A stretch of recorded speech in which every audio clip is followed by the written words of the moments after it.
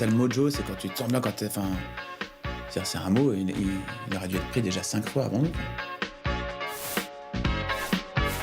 Tu fais de la musique dans ta chambre, dans ton home studio, et puis quelques semaines après, tu comprends pas du tout ce qui se passe.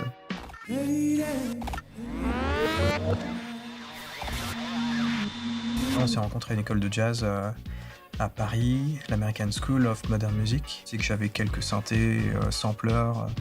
À la maison, je commençais à bidouiller, à essayer de forger des structures de morceaux électroniques. Et là, quand il m'a proposé de bosser avec lui, je me suis dit, ouais, pourquoi pas, ça peut être rigolo. Assez vite, on a vraiment accroché ensemble. Et en fait, il se trouve que le premier morceau qu'on a fait, c'était Lady.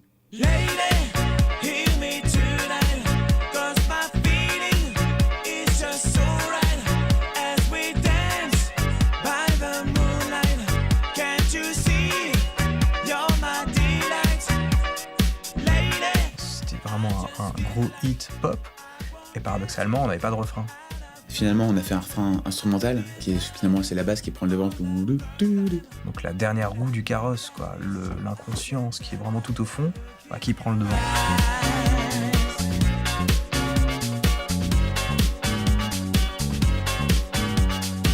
Faire ce morceau, il me semble que ça nous a pris peut-être 10-15 jours. C'était numéro 1 des ventes de singles dans le monde à l'époque, et des passages radio en Europe. On se retrouvait catapultés. And the winner is... On était deux gamins de 20 ans. Mojo! Ça peut peut-être aller à 50 000 ventes, quoi. Et en réalité, 2 millions.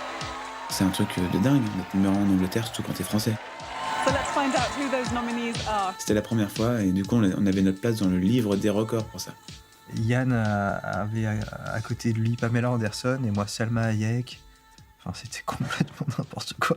Madonna, avec Music, était numéro 2 en Europe à cause de nous. Qu'est-ce qui est en train de se passer là ? Qu'est-ce qui se passe ? T'as un morceau qui marche, si tu veux vendre l'album derrière, faut pas te le faire tant qu'il est chaud. C'est vraiment tout nous-mêmes, sans science aucune de ce que c'est que le métier de producteur. Je suis retombé sur les plannings promos qu'on avait à l'époque. C'était inhumain. On a dû arrêter la school parce qu'on donnait trop d'interviews chez Universal et qu'on n'avait pas le temps de faire... Quand le moment de la tournée est arrivé, fallait faire des concerts. Pour moi, c'était le truc logique, c'était où ça ou rien, quoi. On a mis sur place un groupe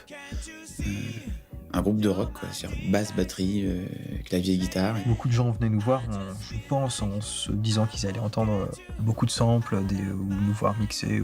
La réalité, c'est qu'on n'était pas des mecs derrière les platines, et à tel point qu'on n'était même pas capable de le faire.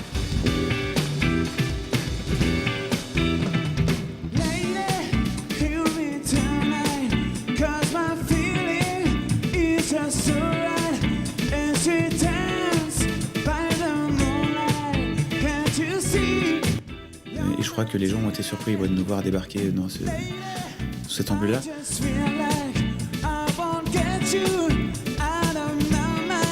En rentrant après la tournée, on a vraiment ressenti le besoin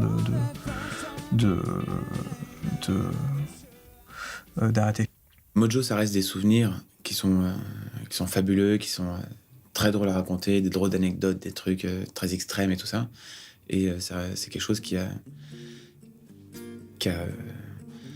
dessiné un peu ma vie pour le long terme, quoi.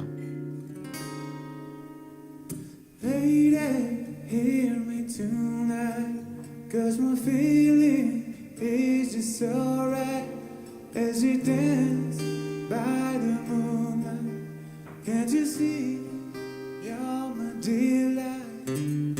Lady, I just feel like I won't get you out of my mind.